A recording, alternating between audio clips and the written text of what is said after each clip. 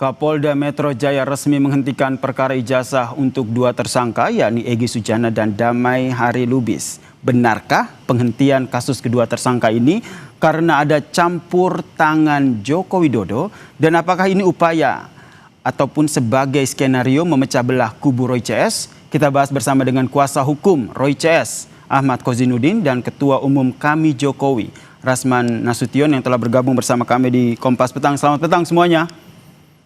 Selamat petang. Assalamualaikum warahmatullahi wabarakatuh. Waalaikumsalam. Saya pertama ke Bang Kozin dulu. Pengen dengar nih gimana nih responsnya. Karena kalau kita lihat tepat seminggu pasca pertemuan di Solo, polisi akhirnya keluarkan surat SP3 untuk Egy dan juga Damai Lubis.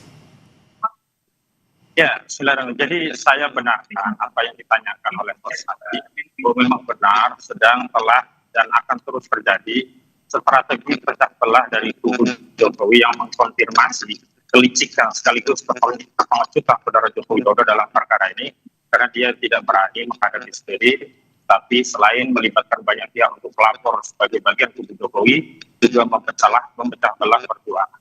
Tapi sekali lagi, selain itu kami juga sangat sayangkan kinerja kepolisian ternyata tidak berdiri tegak di atas asas dan prosedur hukum yang melalui tahapan-tahapan proses sesuai dengan apa yang diatur, akan tetapi mengikuti arahan dan kendali Solo. Maksudnya demikian.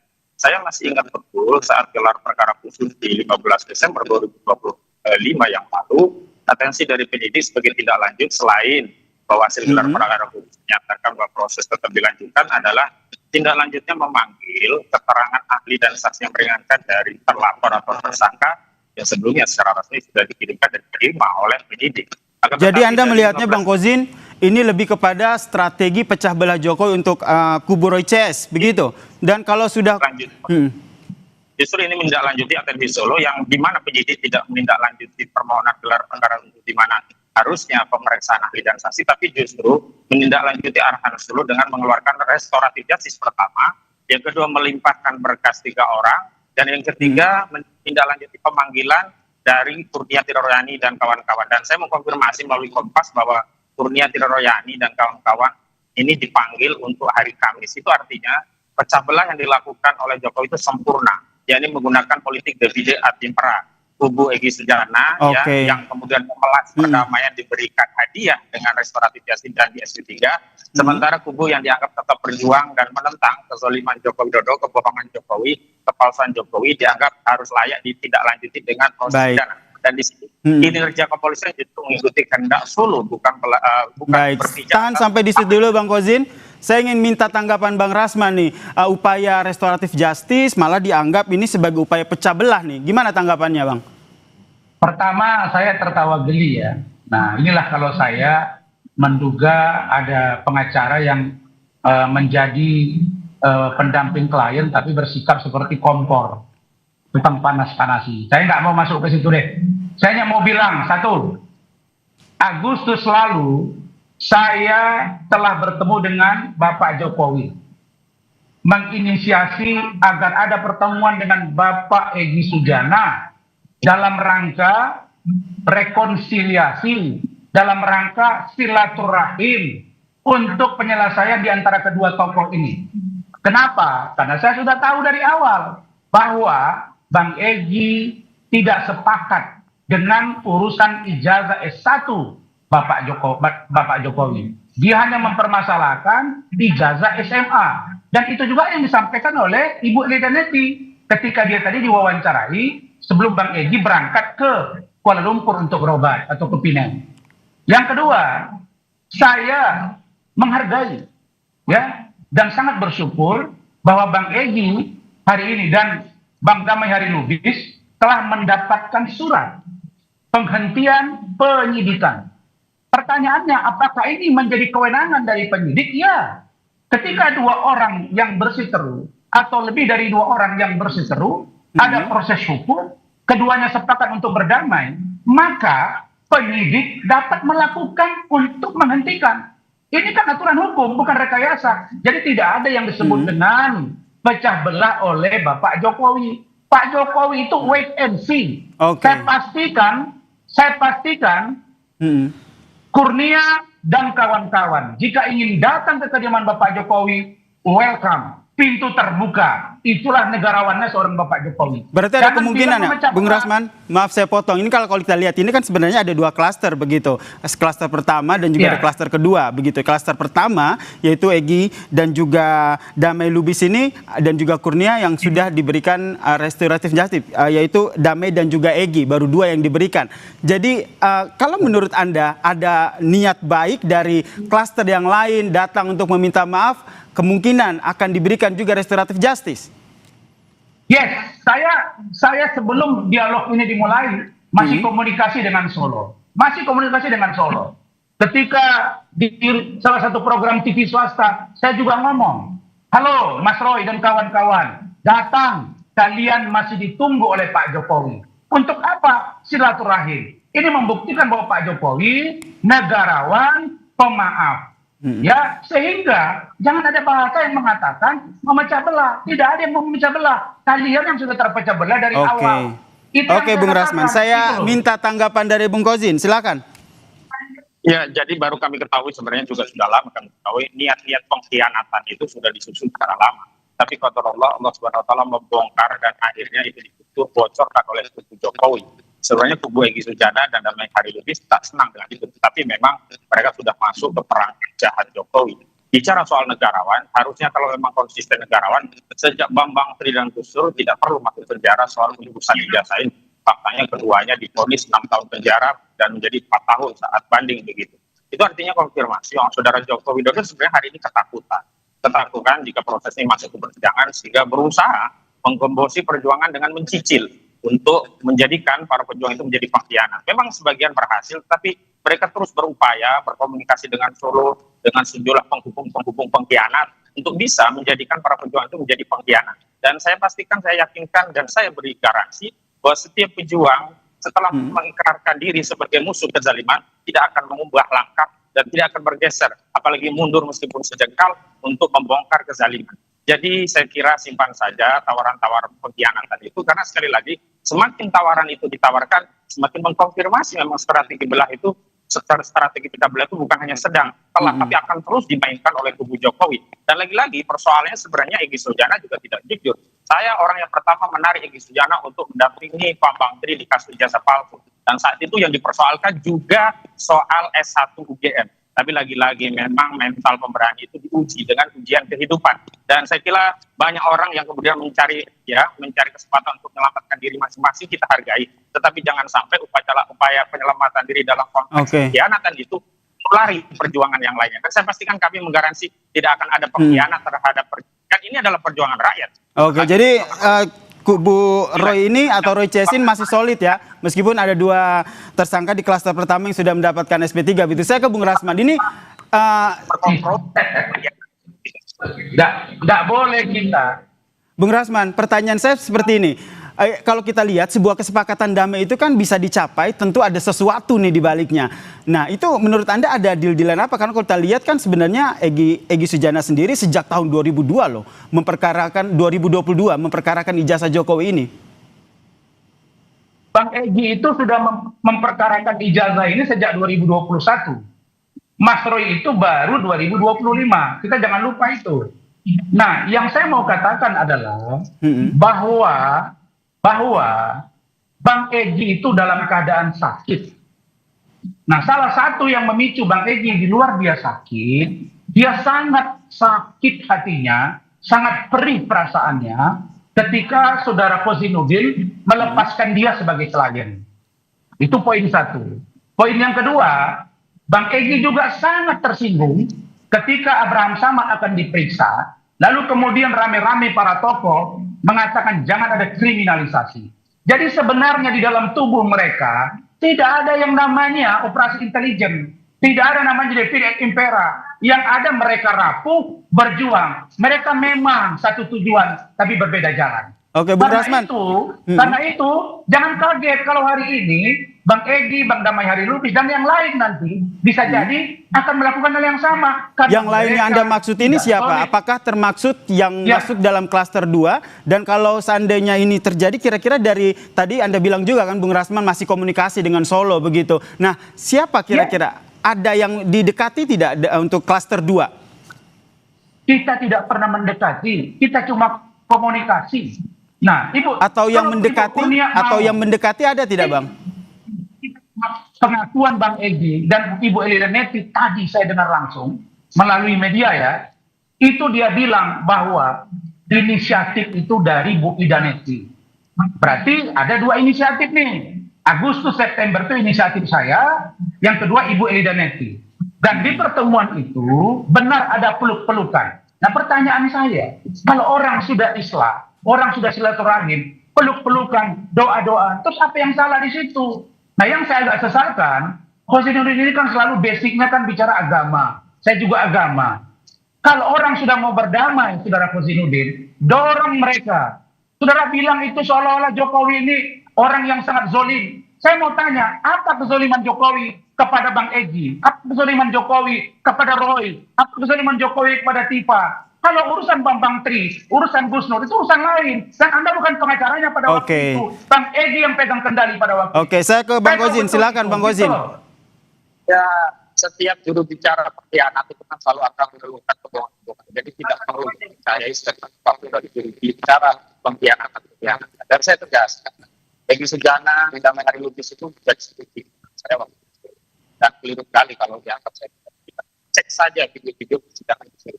Karena Bung Rasman kan anak baru dalam kasus itu kan baik.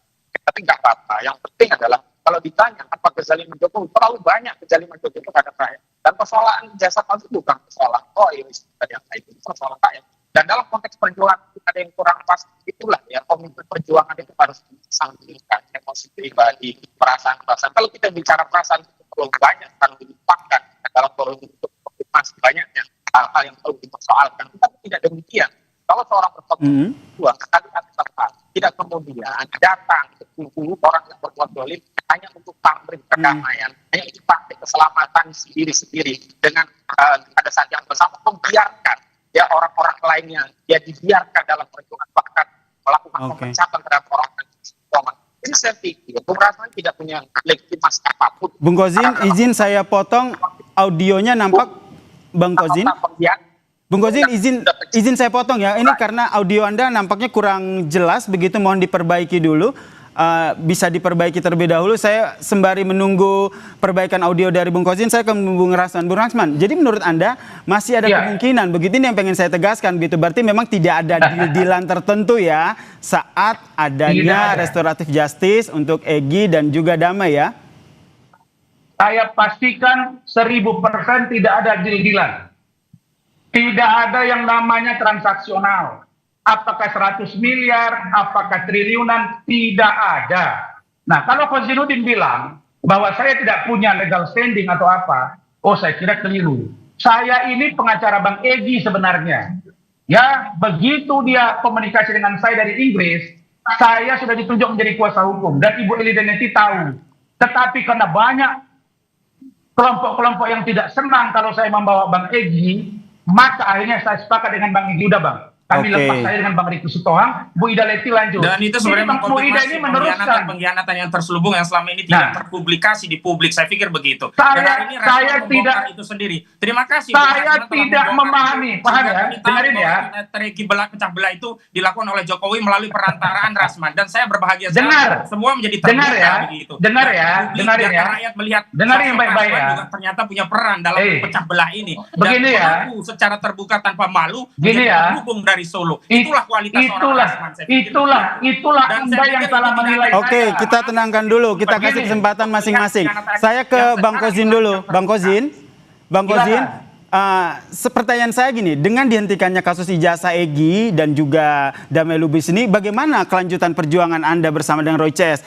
Apakah masih solid? Tidak mempengaruhi sedikit pun, kan ini kan prosedur biasa. Kemarin yang kedua diperiksa juga biasa, tidak ada penahanan. Ini juga akan lanjut pemeriksaan biasa. Justru yang kami tunggu adalah membongkar, menguliti ijazah Jokowi di persidangan. Dan itu yang harusnya dilakukan, bukan kemudian memecah belah. Tapi kami sadar bahwa kubu Jokowi tak ingin dan tak berani masuk ke forum itu karena ketahuan bahwa banyak ya yang bukti-bukti pada akhirnya mengkonfirmasi ijazah itu bermasalah. Misalnya di Solo Jokowi tidak berani membawa bukti asli. KIP menegaskan bahwa ijazah Jokowi adalah ijazah yang maksudnya itu informasi publik. Sebelumnya Jokowi sendiri mengkonfirmasi tidak punya wewenang, tidak punya hak untuk menunjukkan ijazah. Tetapi KIP telah mengkonfirmasi bahwa dokumen ijazah itu adalah dokumen publik. Saya pikir kami bahagia, bangga karena Allah Subhanahu wa taala telah menunjukkan mana al-haq dan al-batil. Dan selamanya al-haq dan al-batil itu tidak bisa berdamai. Tidak seperti klaim Rasman yang mendamaikan al-haq dan al-batil, itu nggak bisa. Nggak berguna sama sekali, nggak punya legitimasi sama sekali. Dan kami lebih memilih untuk terus berada di parit-parit perjuangan ketimbang berdamai dengan terus melanjutkan perjuangan. Masih solid. Bung Rasman gimana? Apakah ini benar nih Jokowinya panik? Sudahlah, tidak usah kita bicara adat yang hak dan yang batil. Saya mau kasih tahu, kapan putusan pengadilan bahwa Pak Jokowi itu berlaku zolim, Anda berlaku batil. Atau bertanya, dengarin ya, kasih tahu.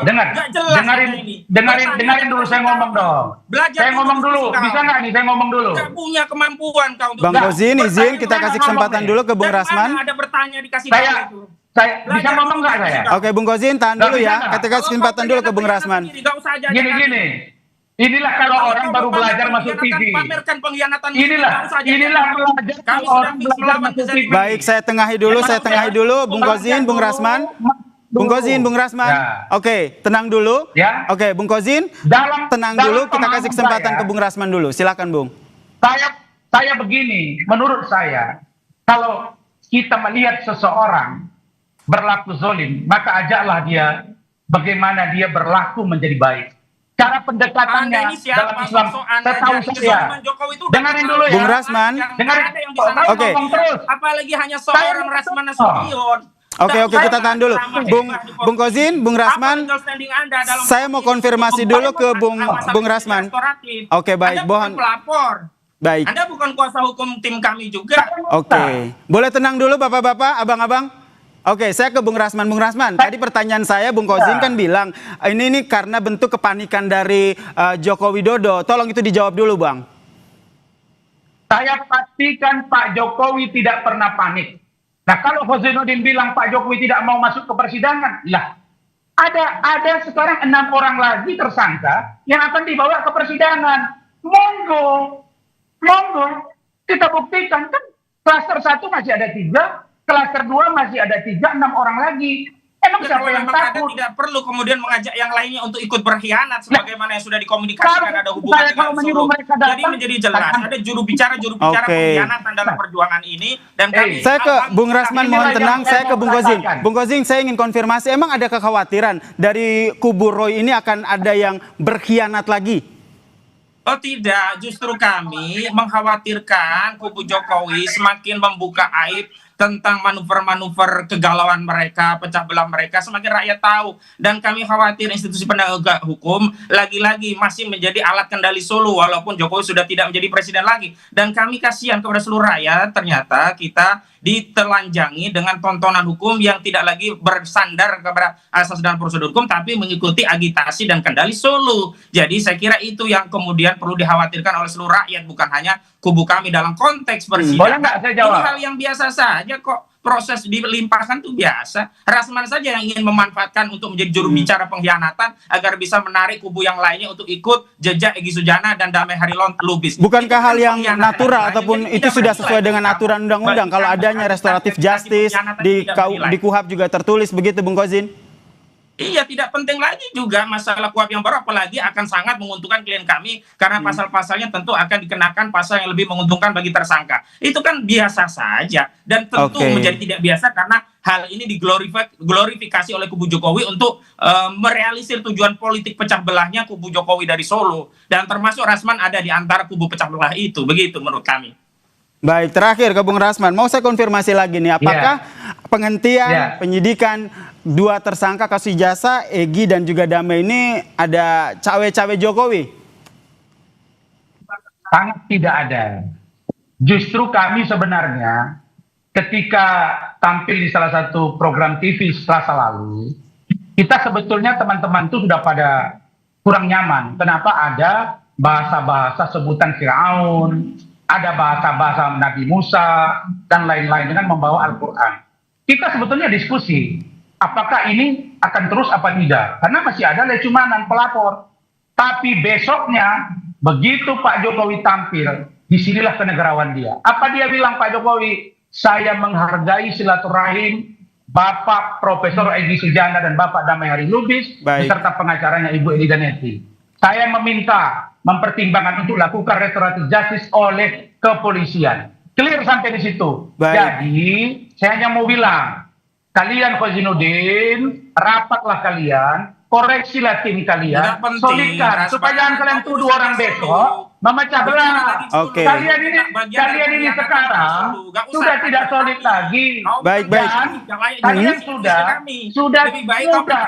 begini saja sudah digoyah. Bung Kozing, Bung Rasman, Bung Kozing, Bung Rasman, mohon maaf sekali karena waktu kita yang terbatas, saya harus menutup diskusi kita kali ini. Tenangkan diri kalian, koreksi diri kalian. Bung Rasman, Bung Kozing. Di pengadilan. Baik. Terima kasih banyak karena waktu kita terbatas, kita harus menyudahi diskusi kita ini. Nanti kita lanjutkan di waktu lainnya di Kompas Petang. Terima kasih Bung Ahmad Kozinudin dan juga Bung Rasman Nasution telah berbagi perspektif dan informasinya di Kompas Petang. Salam sehat semuanya.